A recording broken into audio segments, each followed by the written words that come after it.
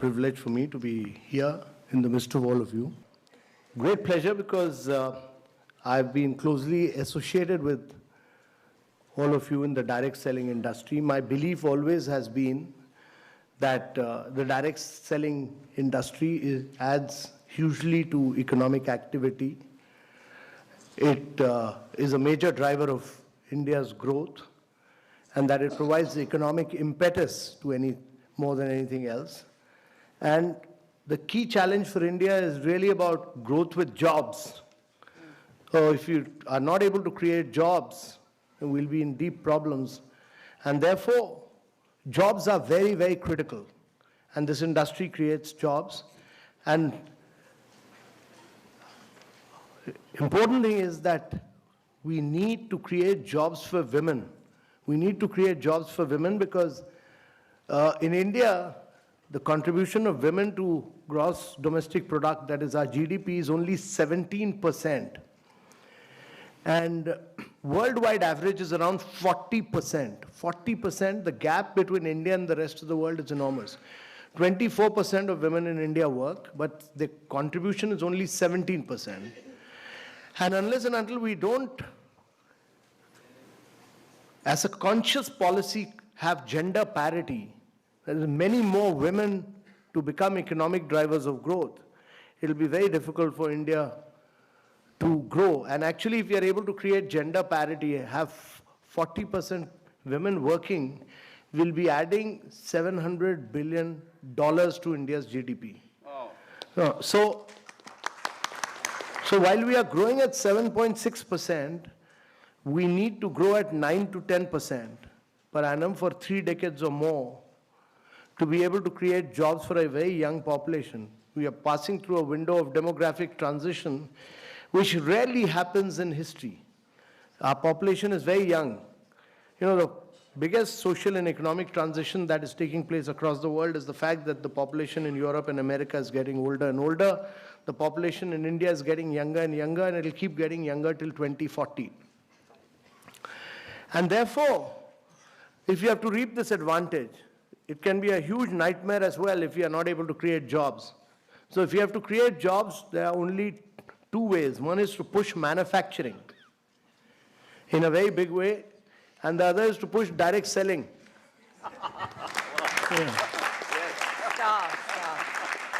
So that many of you create jobs, you should also be able to do, right now many of you don't do manufacturing in India. Amway has started doing manufacturing in India, I know. So my compliments they've set up a big plant in South India. I have not seen it, but I've seen photographs of it, so I appreciate what Amway has done. But each one of the companies must start doing manufacturing in India. If you're going to sell, while we have brought systems, we've brought discipline, we've brought guidelines, we've done this, we drafted this long time back. It took Ministry of Consumer Affairs some time, but they finally issued those guidelines. So there's now everybody in government accepts that there are Government of India guidelines, clear guidelines. How you people are an integral part of now, that has given respectability. Earlier, you people were, many states, Kerala, West Bengal, many of you were seen as people who were doing chit funds. You are not doing chit funds. You are doing a very respectable profession. You are economic drivers of growth for India. So we respect that. And that has now been recognized.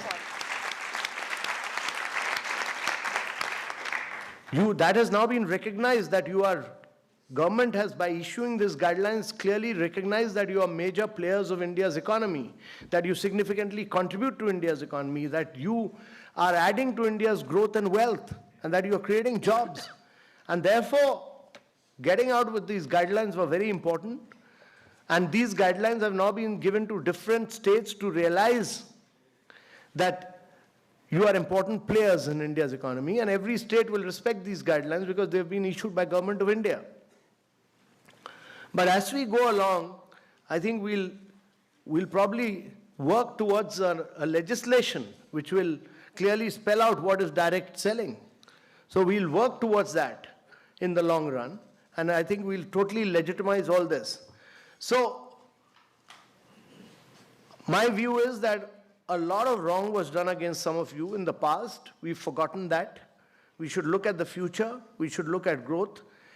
And therefore, all of you will be very, very critical, very major drivers of growth of India.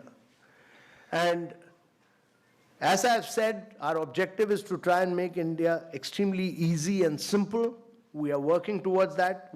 One of these, the issuing of these guidelines is also one of the flares, but we are working towards, we've done the bankruptcy law, we've created Jan Dhan accounts for a lot of people.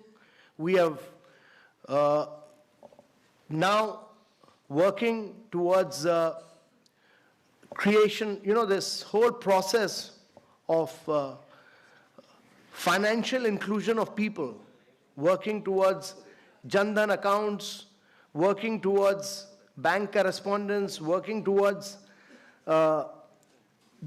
doing away with, the intention of this entire demonetization process is that India must move from a cash economy, which is 86% of India.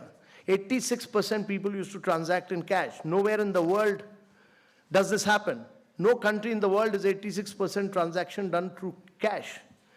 And this leads to black marketing, this leads to black money, this leads to counterfeiting, this leads to terror activities. And therefore, what we have done is at the back built up a whole process of digital payments. And what you people should push for is a system of digital payments. Now in digital payments, there are several options available. I've asked my office to give you all these small brochures, small pamphlets, which I think some of you have got. Has all of you got this? Kindly go through this. It's very simple, step-by-step approach. And you should then look at training 50 people each on how to do digital transactions. There are 5 different ways, and I'll tell you this. There are debit credit cards, which we all know. All of us use debit credit cards. We use debit cards for withdrawing money out of ATM only. But debit cards can be used for any transaction. Anywhere you can pay through them. So please teach people how to use debit cards properly. They need not pay in cash. They can use their debit cards. But in addition to debit credit cards, there are also prepaid cards. So people can buy prepaid cards of 2,000, 4,000, 10,000, 20,000 rupees from banks and use them. They are like people who are buying telephone cards to recharge their telephone. Similarly, there are prepaid cards. But then, important thing is that your mobile, this mobile, can be your bank. This is your bank. And this is your wallet as well. So this is your wallet, this is your bank, and in my mobile, I have several things.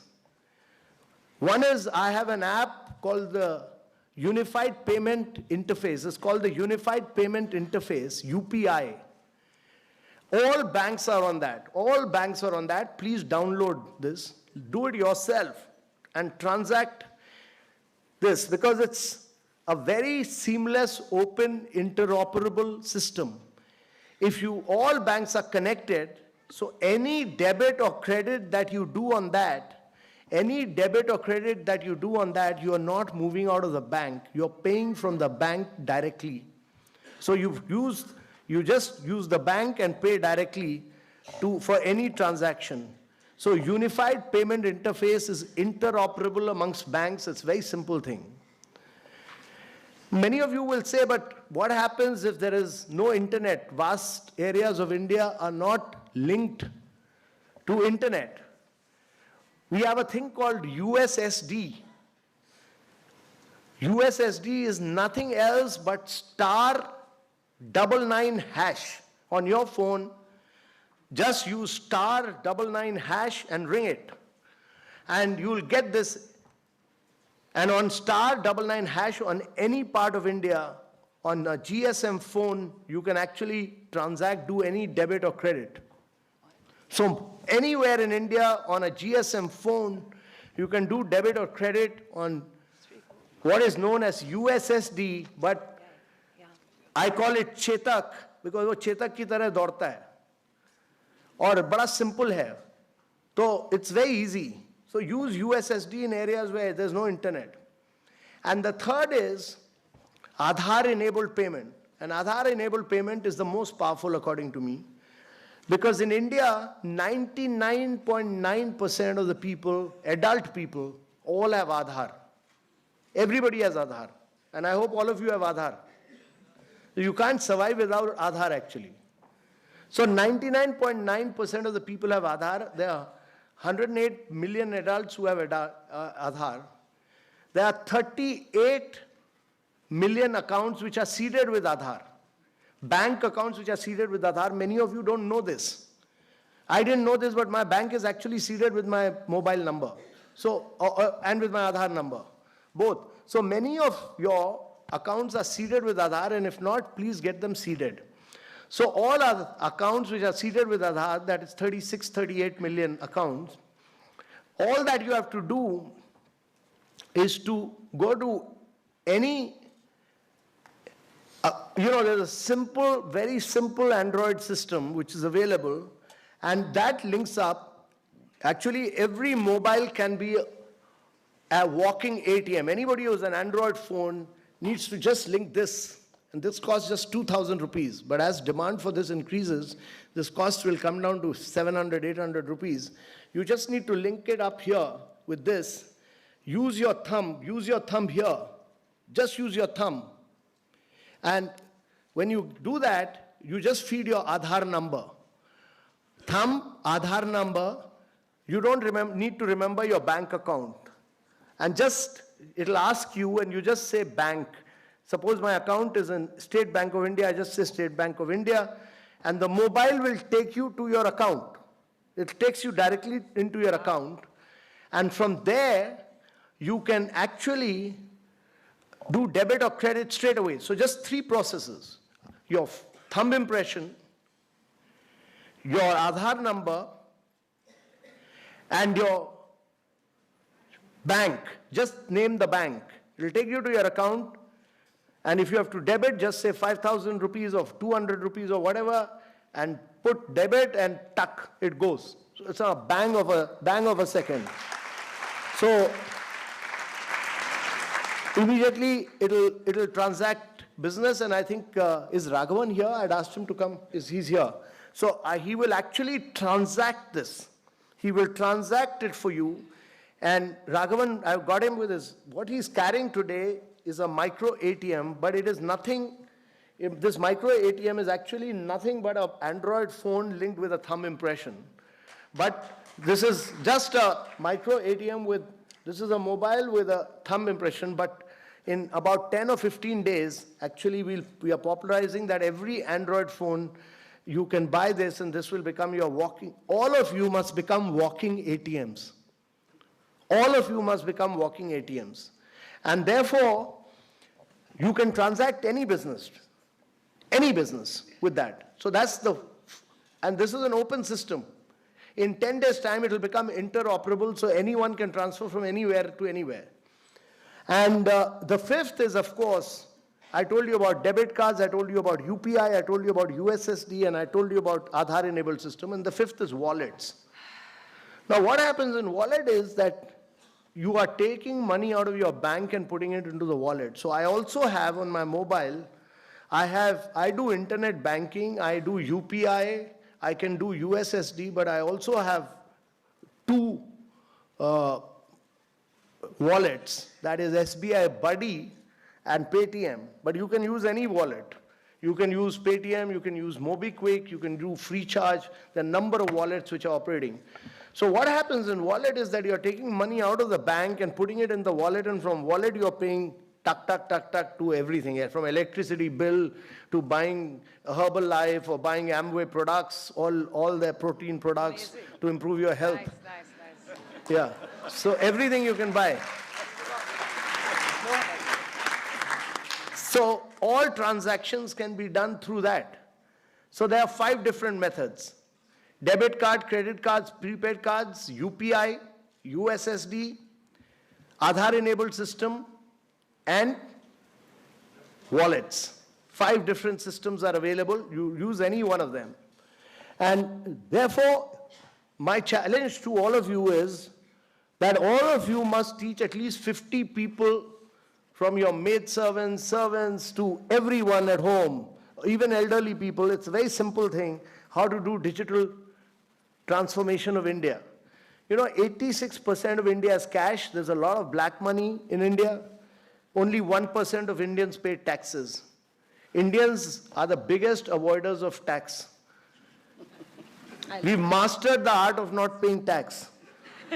So we are all have to move towards formalizing the Indian economy, and this is, I look at this as a huge opportunity, huge opportunity to transform India, because no country in the world has 1 billion biometric. No country in the world has 1 billion biometric. No country in the world has 1 billion mobile. By 2024, and I think now with this demonetization, by 2023, everybody will have a smartphone. And everybody's smartphone will be linked with this, will have actually an iris or a thumb impression. It will be a part of your mobile. So each one of the individuals in India will be a walking ATM. All Indians will be walking ATMs. You can transact business anywhere.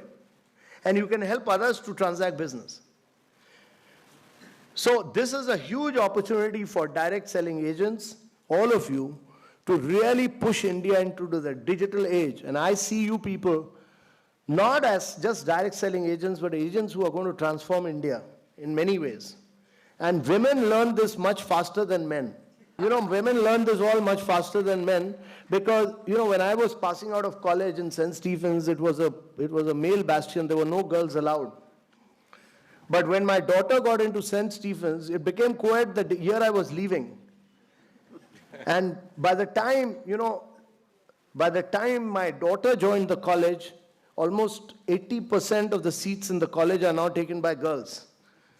And the previous principal had said that, we should give, it became a big issue because he said, actually, if you want St. Stephen's College to remain a co-ed college, then you have to give 10% extra marks to boys. So men protested, but actually when I went to Bangalore Christchurch College, the Vice Chancellor there told me that he gives 15% extra marks to boys so that it can remain a co-ed college. And even then, 70% of the students, despite 15% extra marks, 71% of the students were girls. So my view is that girls will continue to do better than men throughout, and we need to push that so that India's GDP improves. I wish you all the very best. I wish you all grow and prosper. I wish your companies prosper. And I wish all of you and your families all the best, and may you become the key agents of change in India. Thank you very much, ladies and gentlemen. Fabulous.